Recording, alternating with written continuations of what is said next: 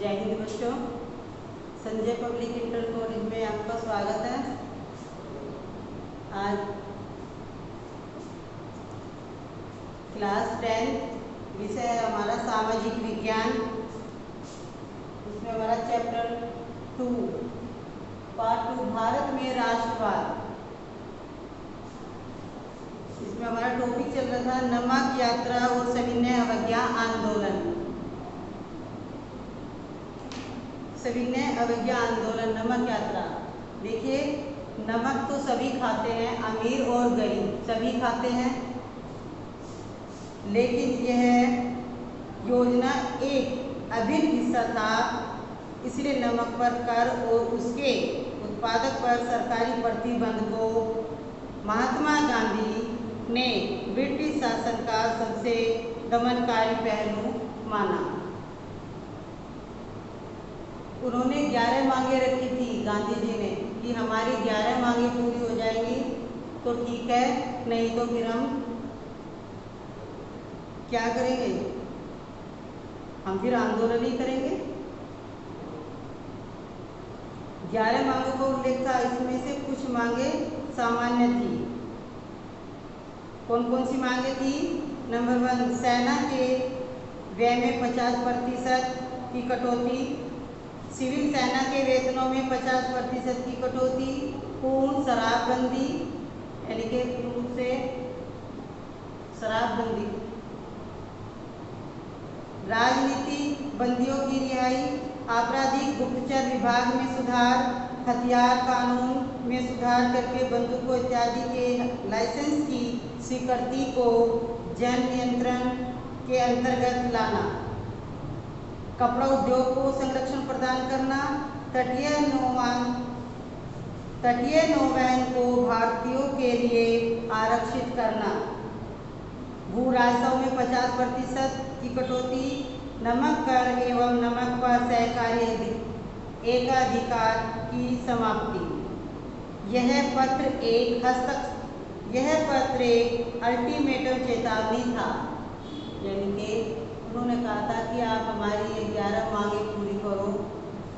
वो चाहते थे कि अंग्रेज आराम से ही हमारे देश को छोड़ दे, ना इतने आंदोलन चलाने पड़े। असहयोग आंदोलन, सविनय अवज्ञा आंदोलन और इसके बाद हमारा भारत छोड़ो आंदोलन भी आएगा, नेक्स्ट टॉपिक होगा। तो उस पत्र में लिखा था यदि 11 मार्च तक उनकी सभी मांगे स्वीकार नहीं की गई तो कांग्रेस सविनय अवज्ञा आंदोलन प्रारंभ कर देगी। परंतु इरविन भी झुकने को तैयार नहीं थे। फलस्वरूप महात्मा गांधी ने 12 मार्च 1930 को अपने 78 चुने हुए अनुयायियों को वॉलंटियर के साथ नमक यात्रा शुरू की। यह यात्रा गांधी जी के साबरमती आश्रम से 240 किलोमीटर दूर थी।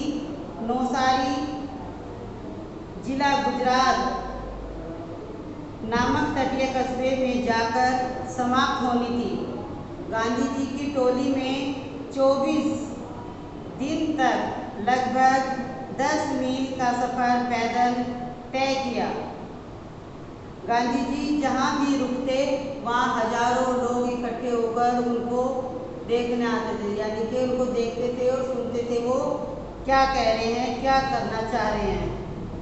इन सभाओं में गांधी जी ने स्वराज का अर्थ स्पष्ट किया और आह्वान किया कि लोग अंग्रेजों की शांतिपूर्वक अवज्ञा करें, अर्थात अंग्रेजों का कहना न माने।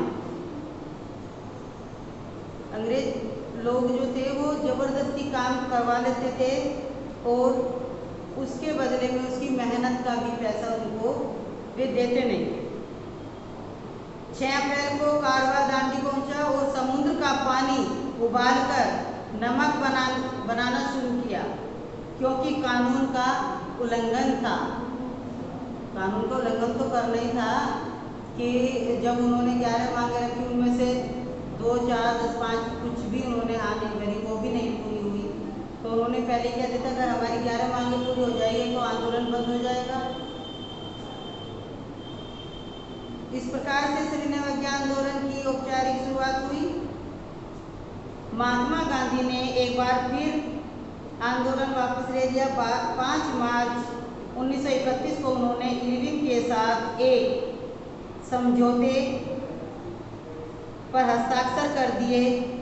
इस गांधी इरविन समझौते के माध्यम से गांधी जी ने लंदन में होने वाले दूसरे गोलमेज सम्मेलन में भाग लेने पर अपनी सहमति व्यक्त कर दी। पहले गोलमेज सम्मेलन का कांग्रेस बहिष्कार कर चुकी थी। इसके बदले सरकार राजनीतिक बंदियों को मुक्त करने पर सहमत हो गई। दिसंबर 1931 में सम्मेलन के लिए गांधी जी लंदन गए।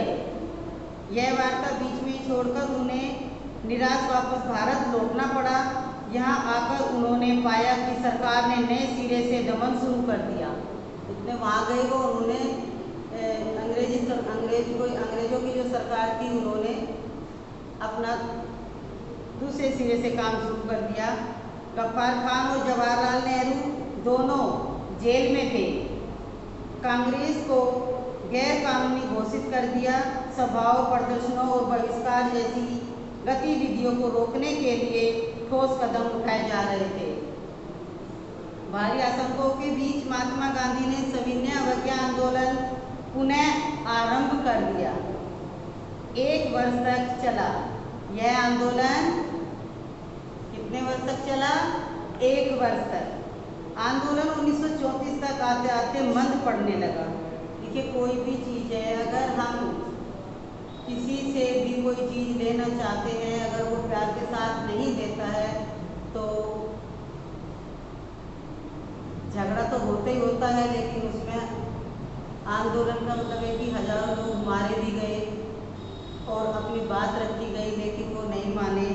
और ये जब लगभग खिंच जाता है तो उसमें मंद यानी कि धीरे धीरे होने लगता है। अगर जल्दबाजी में एकदम से हो जाए, उसका निर्णय लिया जाए, सुना जाए तो आंदोलन खत्म हो जाएगा। लेकिन वो जैसे जैसे लड़ते लड़ते आगे बढ़ते रहे तो उसमें से कुछ लोग हटने लगे।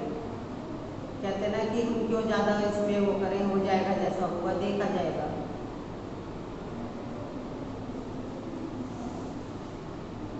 इसकी कुछ महत्वपूर्ण तिथियाँ बता रही हूँ मैं आपको।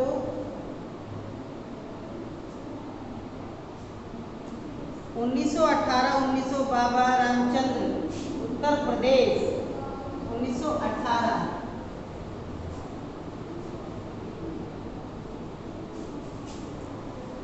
कुछ में से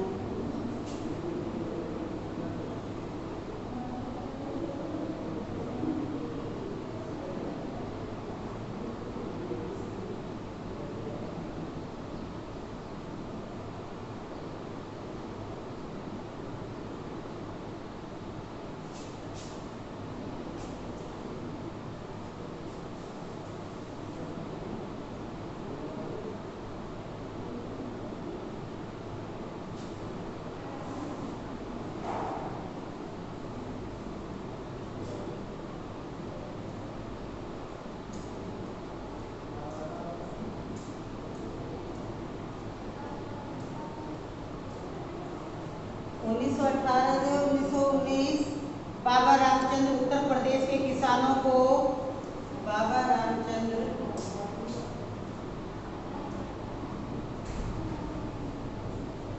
उत्तर प्रदेश के किसानों को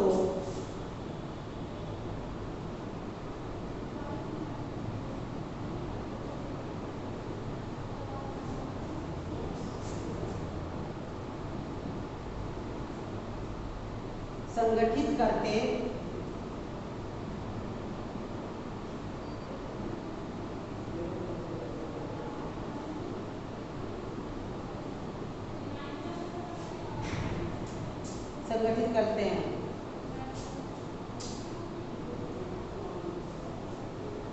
अप्रैल 1919 में रॉलेट एक्ट के खिलाफ गांधीवादी हड़ताल, जलियांवाला बाग द्वारा हत्याकांड। जनवरी 1921 1921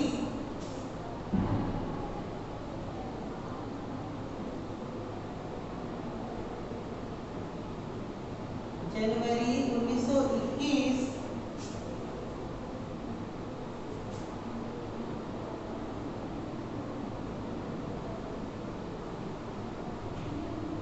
असहयोग आंदोलन और खिलाफत आंदोलन शुरू हुआ।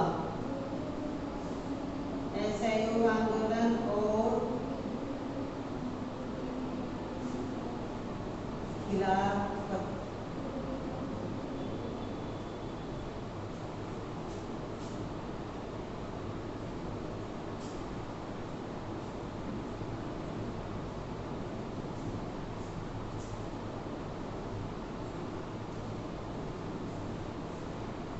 आंदोलन शुरू।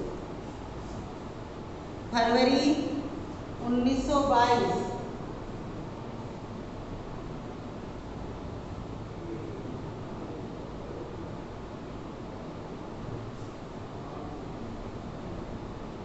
फरवरी 1922 चोरी चोरा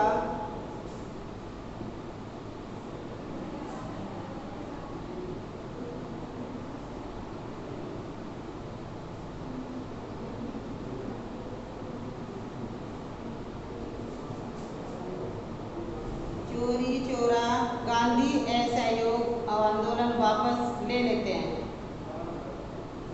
गांधी जी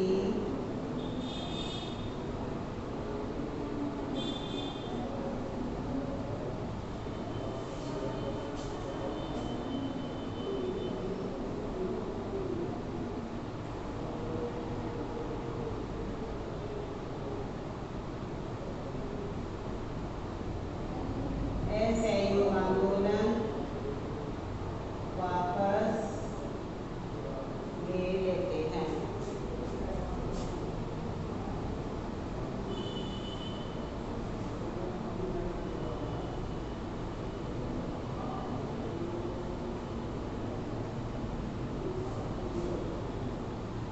मार्च 1924 में अल्लूरी सीतारमन, 1930 में अंबेडकर दलित और मार्च 1930 में गांधी जी दांडी में नमक कानून का उल्लंघन करके, जैसा कि मैंने अभी पहले बताया था, उल्लंघन कैसे कहते हैं, समुद्र का पानी उबाल कर नमक बनाना। सविनय अवज्ञा आंदोलन शुरू करते हैं।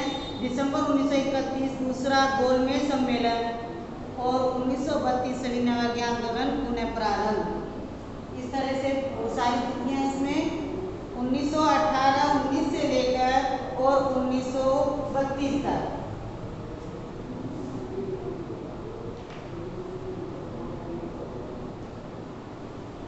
नेक्स्ट पॉइंट है हमारा सामूहिक अपनेपन का भाव। नेक्स्ट पॉइंट है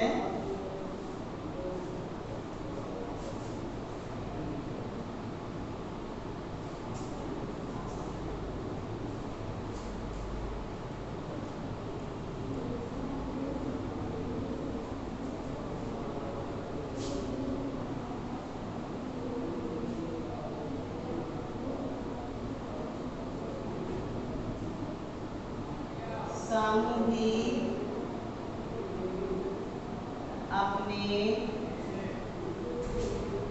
अपनेपन का भाव।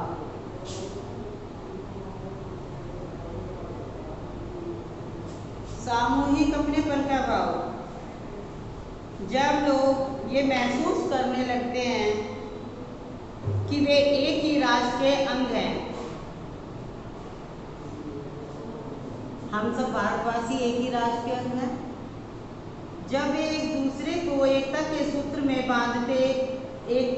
में बांधने वाली कोई साझा बात ढूंढ लेते हैं तो उनमें राष्ट्रवाद की भावना पनपने लगती है।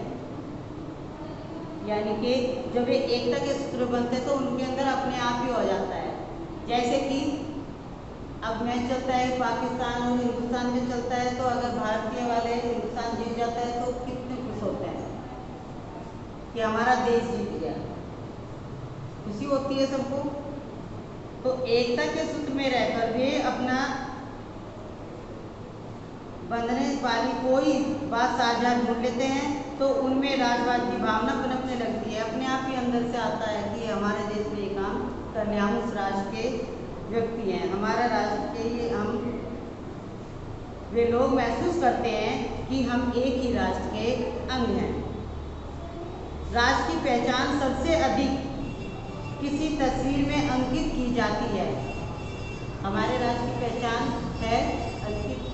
हम राष्ट्र की पहचान अपने कहीं भी चले जाएं, किसी भी देश में चले जाएं, अगर हमारी कोई भी पहचान हर राष्ट्र की होती है देश की, तो उसके राष्ट्र का जो चिन्ह होता है, जो चिन्ह अंकित होता है, उसकी तस्वीर जो होती है, उसे हम पहचान लेते हैं ये उस देश का है।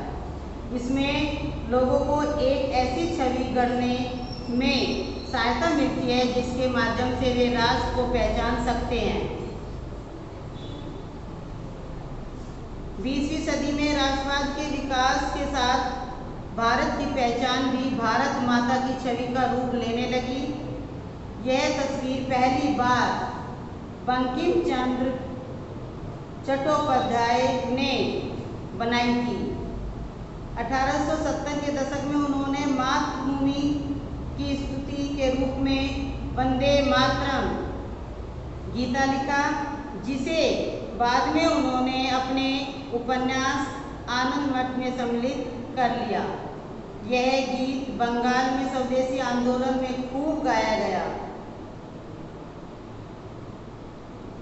स्वदेशी आंदोलन की प्रेरणा से रविंद्रनाथ टैगोर ने भारत माता की विख्यात छवि को चित्रित किया।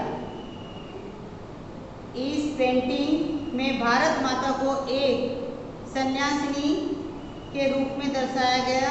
वे शांत, गंभीर देवी और आध्यात्मिक गुणों से युक्त दिखाई देती हैं। आगे चलकर जब इस छवि को बड़े पैमाने पर तस्वीर में उतारा जाने लगा और अभिनव कलाकार इस तस्वीर को बनाने लगे, तो भारत माता की छवि विविध रूप ग्रहण करती गई। इस मातृ छवि के प्रति श्रद्धा को राष्ट्रवाद में आस्था का प्रतीक माना जाने लगा। अपनी राष्ट्रीय पहचान को खोजने और अपने अतीत में गौरव का भाव पैदा करने के लिए इस लोक को परंपरा को बचाकर रखना आवश्यक था। अतीत में गौरव, जैसे कहते हैं ना, अपना अतीत मत बताओ, यानी कि हमारा जो समय बीता हुआ है, अपना अतीत बताना, बीता हुआ समय को याद करना, बताना उसके विषय में। बंगाल में खुद रविंद्रनाथ टैगोर ने भी बाल गीत, लोक गाथा और नृत्यों को एकत्र करने का प्रयास किया और उन्होंने लोक परंपराओं को पुनर्जीवित करने वाले आंदोलन का नेतृत्व किया। राष्ट्रीय आंदोलन के आगे बढ़ने से राष्ट्रवादी नेता लोगों को एकजुट करने और उनमें राष्ट्रवाद की भावना पाने के लिए इस तरह से चिन्हों और प्रतीकों के बारे में और अधिक जागरूक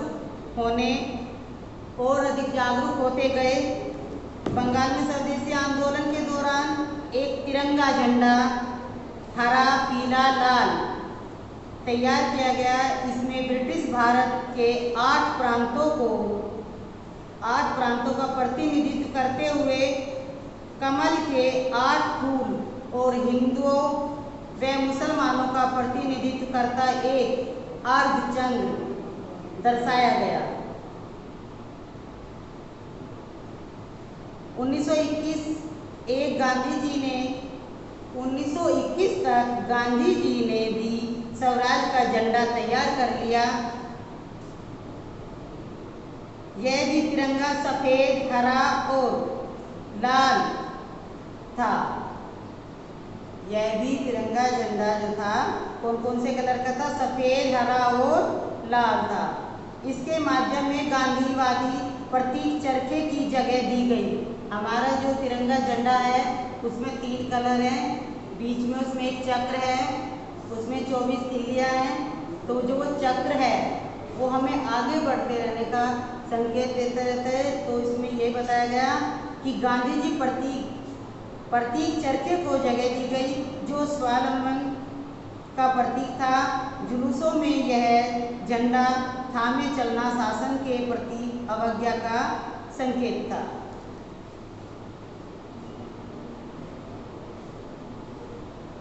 इस राष्ट्रवादी इतिहास में पाठकों से अतीत में भारत की महानता व उपलब्धियों पर गर्व करने और ब्रिटिश शासन की गुलामी की जंजीरों से मुक्ति पाने के लिए संघर्ष का मार्ग अपनाने की प्रेरणा दी जाती है। लोगों को एकजुट करने के प्रयास जारी थे, लेकिन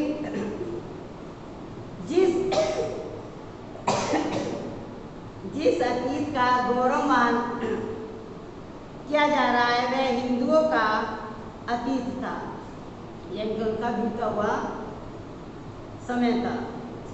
इन छवियों को सहारा लिया जा रहा था। हिंदू प्रतीक थे, वे हिंदू प्रतीक थे, इसलिए अन्य समुदायों के लोग स्वयं